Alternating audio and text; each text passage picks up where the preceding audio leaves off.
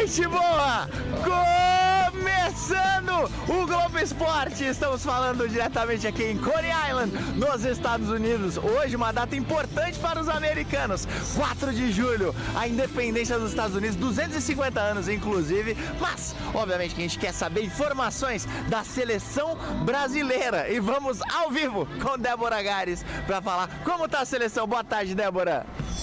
Oi, Fred, boa tarde para você e para todo mundo ligadinho com a gente. Olha, jogadores em campo, trabalhando aqui no CT de Nova Jersey. Última atividade antes desse jogo contra a Noruega. E para driblar o calor, que continua forte por aqui, 34 graus de sensação térmica, eles vieram a campo de carrinho dessa vez. Olha só no detalhe, quem veio? Marquinhos, Neymar e também o Rafinha, que mais uma vez veio a campo para fazer atividades. Ele está no 4º dia de transição, ainda não tem condições de ajudar o grupo, já está sendo preparado por uma provável partida de quartas de final. O técnico Carlo Ancelotti também não vai contar com o Paquetá, utilizou o Danilo Santos e também o Gabriel Martinelli nos últimos treinos. Vamos ver quem ele vai escolher para essa partida, sem expectativa da gente saber o time, porque o Mister gosta de falar só no dia do jogo mesmo, nem os jogadores sabem de véspera. Agora, essa seleção ainda não foi campeã, está atrás do hexacampeonato, mas ela está recheada de jogadores que já foram vencedores pela seleção, sim. Vamos ver na reportagem do Carlos Gil. Carregam juntos o peso de uma longa espera. 24 anos sem uma Copa. E nas últimas 5 em que a taça não veio, o sonho acabou pelas mãos de um europeu, como a Noruega. A gente tem que fazer o máximo possível para matar ou sumir com esse fantasma. Para ganhar uma Copa do Mundo, a gente tem que passar por esses percalços, por essas dificuldades. E espero muito que dessa vez agora seja diferente e a gente possa contar outra história. Uma história que eles só conhecem de torcer ou ouvir falar. A gente tem, sem dúvida, vontade de atingir objetivos assim como eles atingiram. Dá orgulho para a gente, para o povo brasileiro. Se for para marcar o nosso povo, que seja marcando com mais uma estrela, sem dúvida nenhuma, porque foi a forma que a gente foi marcado. Mas dentro desse mesmo grupo, onde todos querem uma conquista inédita na carreira, tem um time inteiro de campeões pela seleção. Inspirações para ir buscar um novo título. São 6 campeões olímpicos, divididos entre Rio 2016 e Tóquio 2020. A gente está trazendo a vivência ali das Olimpíadas, trazendo para cá, sabendo que temos muito a entregar ainda. 6 já conquistaram a Copa América em 2019. Marquinhos é o único campeão sul-americano que também tem o ouro olímpico. Já ter sentido esse sabor só aumenta o desejo de chegar ainda mais alto. Ao mais alto possível no futebol. A gente vai seguir sonhando também junto com todo brasileiro. Se Deus quiser, vamos aí fazer um grande jogo contra a Noruega e seguir buscando a motivação até de quando a gente era criança. Claro que a gente ainda vai falar muito da seleção brasileira aqui no Globo Esporte, mas a gente quer saber a informação dos caras, dos noruegueses, saber se eles estão bem, se tem algum desfalque, se estão pressionados, enfim. O Guto Rabelo vai trazer as informações ao vivo pra gente. Boa tarde, Gutão. Boa tarde, Fred. Boa tarde para todo mundo que está curtindo o Globo Esporte. Daqui a pouquinho, 1h15 da tarde, hora de Brasília, terá o último treino da Noruega. E os noruegueses estão muito preocupados com a condição física dos atletas. O atacante Haaland, estrela do time, disse que está desgastado, mas ele afirmou que sempre consegue se adaptar. O Haaland vai enfrentar a seleção brasileira pela primeira vez, disse que será um jogo especial para ele, porque sempre admirou nosso jeito de jogar futebol. Aliás, o Neymar exerce grande influência na seleção norueguesa. Vamos conferir. O cabelo é inspirado nele. E se você entra nas redes sociais do Nusa, fica fácil ver que o cara é muito fã do Neymar. Não só na aparência, mas no estilo de jogo também. Ele é fã do Neymar declarado. Jogada de Neymar. Ele treinou a vida toda para fazer as mesmas coisas que o Neymar. Muitos jornalistas da Noruega que estavam participando dos treinos aqui em Nova Jersey perguntaram para nós, brasileiros, se Neymar tinha chances de jogar. Sempre naquele tom, mas ele vai ficar no banco mesmo? O que demonstra muito do respeito que Neymar conquistou no futebol mundial. Mesmo que ele tenha apenas 14 minutos em campo na Copa até aqui, o fato de ser uma opção parece assustar os adversários de domingo. Mas os titulares do Brasil preocupam ainda mais. O goleiro Nyland, que já levou 8 gols nesta Copa, levantou a questão. É uma equipe com muita qualidade, com um dos melhores jogadores da posição, disse ele sobre Vini Júnior. Não importa quem entra em campo nas oitavas, eles sabem que o Brasil é forte no ataque. Tanto que perguntei para o técnico Ståle Solbakken se ele estava preocupado com o Neymar entre os reservas. E ele disse, não, desde que ele fique no banco. Ai, aquele friozinho na barriga aumentando cada vez mais. É amanhã Brasil e Noruega, mas se liga o tanto de jogo da hora que vai ter aqui na tela da Mamãe Globo. Hoje, 1h35, teremos Canadá e Marrocos. Então coladinho aqui com o Globo Esporte, Canadá e Marrocos. Aí amanhã, 3h30 da tarde, Brasil e Noruega, as oitavas começando para a seleção brasileira. Aí se liga que segunda-feira teremos Papai Cris, Portugal e Espanha. 3h20 começa a transmissão aqui na tela da Globo, ou seja, um baita jogaço Cristiano versus Yamal. Terça-feira teremos Lionel Messi contra Mohamed Salah, Argentina e Egito, outro jogaço aqui a partir de 12h35. E também teremos Suíça e Colômbia na terça-feira, 4h30 da tarde, ou seja, só jogaço aqui na Mamãe Globo. A gente vai pro intervalo rapidaço e vai ver mais um gol do Messi, então não saia daí. O Messi, bola lançada, dominou, bateu, golaço! Gol do maior artilheiro das Copas do Mundo, Messi castiga de novo.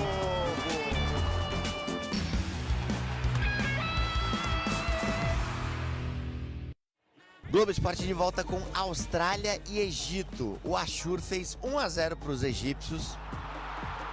Aí o Rani jogou contra o Patrimônio. 1-1 e aí penalidades, meu irmão. O goleiro Ryan da Austrália, que estava no banco, ele entrou só para isso. Mas aí os jogadores do Egito foram ligeiros e estudaram ele direitinho antes das cobranças. E aí o Ryan não conseguiu pegar nada. E ainda tomou essa gastada aí do Salah com essa cavadinha, velho. Olha que golaço. Pela Austrália, o Sultar mandou por cima. E o Harrington, de 18 anos, acertou o travessão. Egito classificado para as oitavas. E olha, com muita festa da torcida e também dos jogadores. Voltamos aqui diretamente de Coney Island para mostrar uma lástima, uma tristeza. Cabo Verde está fora da Copa do Mundo, mas fez história diante da Argentina, que teve que suar sangue para se classificar para as oitavas. E a gente vai ver agora nessa matéria do Edgar Alencar. O sonho de repetir esse gesto continua, mas a classificação contra Cabo Verde foi um misto de exaustão, alívio e alegria para os milhares de torcedores nas arquibancadas e também para o craque do time. Ele fez gol, deu assistência, foi eleito o melhor jogador da partida, mas dessa vez Messi não foi o único grande personagem de tudo o que aconteceu nessa noite em Miami. Com um belo lançamento de Lisandro Martínez, o camisa 10 abriu o placar com um daqueles gols que parecem fáceis, mas só com a perna esquerda dele. Do maior artilheiro das Copas do Mundo, Messi castiga de novo. Fizemos o mais difícil, que era fazer o primeiro gol, e pensamos que a partir dali iríamos encontrar o nosso jogo e ficar mais tranquilos. Mas aconteceu tudo ao contrário. Linha de passe de Cabo Verde na área argentina e Deroy Duarte fez 1-1. Cabo Verde empata o jogo. Vozinha não deixou passar mais nada. Mais uma grande história. Cabo Verde amarra mais um campeão do mundo na estreia dos mundiais. Na prorrogação, Lisandro Martínez apareceu de novo, dessa vez para fazer ele mesmo o segundo gol. Gol da Argentina!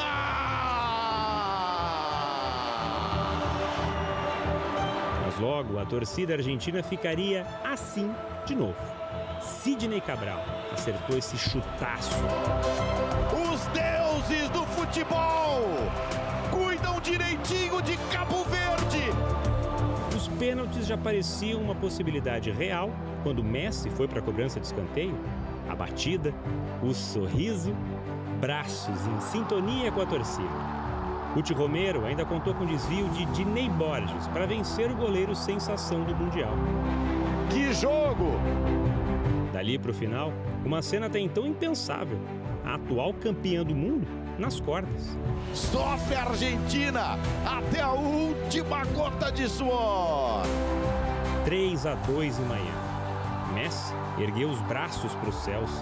Vozinha ergueu um companheiro do chão.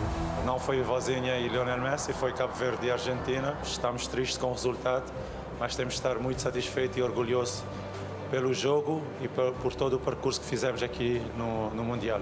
A Argentina segue para as oitavas contra o Egito. Quanto aos tubarões azuis africanos, a jornada improvável de Cabo Verde chegou ao fim, para azar dessa Copa do Mundo. Temos que ficar satisfeitos, orgulhosos da nossa equipa.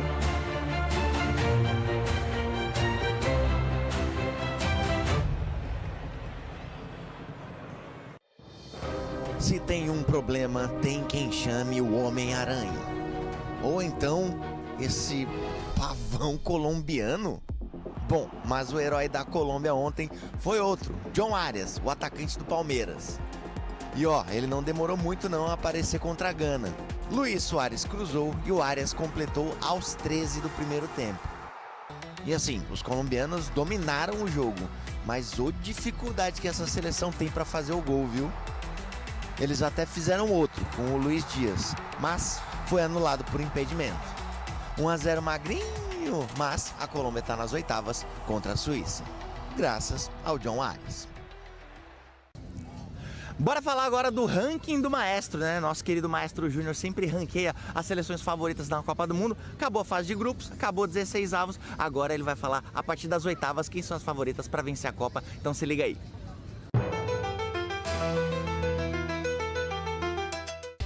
O quinto lugar eu vou ficar dividido entre a Noruega e a Inglaterra. Ganharam pelo mesmo placar, 2-1. Né? Um ganhou do Congo e o outro ganhou da Costa do Marfim, quase que dá uma zebra para a própria Inglaterra. Quem entrou no nosso ranking essa semana foi exatamente o Brasil, pela boa apresentação que fez, sobretudo no segundo tempo, e está subindo de produção no momento exato da competição. Em terceiro lugar, penou, que foi a Argentina. Teve muitos problemas contra o time de Cabo Verde, extremamente aplicado, mas prevaleceu a categoria dos jogadores argentinos. A seleção que vai entrar agora em segundo lugar é uma das favoritas. É aquela que, na verdade, chegou agora na Copa do Mundo, que foi a Espanha, que fez uma partida espetacular. Em termos individuais, coletivo ganhou da Áustria sem nenhum problema. E quem continua em primeiro é a França, né? Não tem jeito. Ela está colocando medo em todo mundo. Ganha a hora que quer, quando quer, individualmente, coletivamente, é a seleção a ser batida na Copa do Mundo até agora. Agora é hora dele, aqui no Globo Esporte, o André Gabeautiful, como o Escobar chama ele. André Galindo fez uma matéria lá no México, mostrando um bairro em que as ruas têm nomes de times, como Santos, Flamengo, muito legal, então se liga aí. Aqui é México, mas a gente veio atrás de Brasil. Como é que é o nome dessa rua? Botafogo. O restaurante de Arlete fica na rua... Flamengo. Flamengo. Manuel está comendo na rua... Vasco da Gama. O salão de Rose fica na rua... Santos. Arboleda del Sur, mas pode chamar de bairro do futebol, onde as ruas têm nomes de clubes de todo o mundo. Sabe onde os amigos batem bola? Ah, é a esquina da Rua América com Chivas Guadalajara, a maior rivalidade do México. Ali ao fundo, com a sua cobertura vermelha, está o lugar que mais recebeu jogos de Copas do Mundo. 3 aberturas, 2 finais. Já aqui embaixo, uma vizinhança que tem toda a relação com o esporte praticado no Azteca. O vai-vem deste bairro da capital mexicana passa por nomes que movem corações, como a Rua Santos, o clube que mais formou jogadores daquela seleção que encantou o mundo e foi tricampeã em 1970. Foram 5, inclusive o maior de todos. Todos no México conhecemos o rei, Pelé. Todos sabem de Pelé. Algumas esquinas relembram finais históricas. A Rua Santos ao lado da Benfica, Mundial de Clubes 62. A Flamengo e a Cobreloa, Libertadores 81. A placa Flamengo está escrita com I, mas a homenagem não é ao animal. É clube de Brasil. Alex conta que as ruas têm esses nomes pela proximidade com o Estádio Azteca. No bairro está a sede de um clube mexicano, Cruz Azul, que fica na rua Vasco da Gama. Manuel é um mexicano vascaíno. Meu ídolo é Romário de Souza Faria, um monstro da pequena área. Em respeito à rivalidade argentina, as ruas River Plate e Boca Juniors não se cruzam. São separadas pela rua Botafogo, onde mora Mitz e a cadelinha Gabi. É uma rua muito calma, os vizinhos se conhecem. Nós somos felizes aqui. Aqui somos felizes. E se um dia você quiser conhecer, só chegar. O bairro do futebol estará de portas e de corações abertos. Saludos, Brasil. Tchau, tchau, Brasil. A gente vai pro intervalo rapidaço e volta já já com o Globo Esporte com as informações de Canadá e Marrocos hoje aqui na tela da Globo. Você não vai sair daí.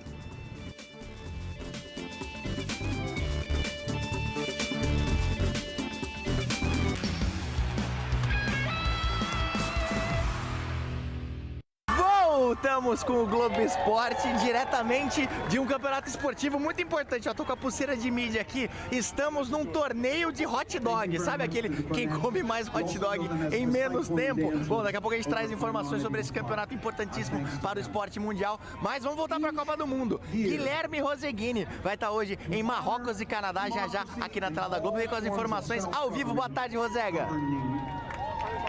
Salve Fred, saudações a você, a todos que nos acompanham. O Houston é o palco do início das oitavas de final dessa Copa do Mundo. Tá tudo pronto por aqui. O técnico da seleção canadense, Jess Marsh, disse que foi um pesadelo se preparar para enfrentar Marrocos. Ele disse que o adversário praticamente não tem defeitos e que vai estudar até minutos antes do apito inicial. Já Marrocos chega depois de uma disputa de pênaltis com a Holanda aí, e o técnico Mohamed El-Rabi diz que a equipe tem margem para progredir no evento. Ele disse o seguinte: meus jogadores jogam bem quando estão livres e eu gosto de caos, mas um caos organizado e inteligente. Só restam 16 seleções, hein? E emoção de sobra. Eu volto com você, Fred. Muito obrigado, Roseguini. Bom, este foi o Globo Esporte. Vai começar o torneio aqui, obviamente não dá para eu participar, porque o recordista comeu 70 cachorros quentes em 10 minutos. Vocês têm noção, mas obviamente eu tinha que testar aqui e provar como é que é o cachorro quente do campeonato. Então é isso. Boa tarde para vocês, bom almoço, tamo junto e segunda-feira tamo de volta. Valeu!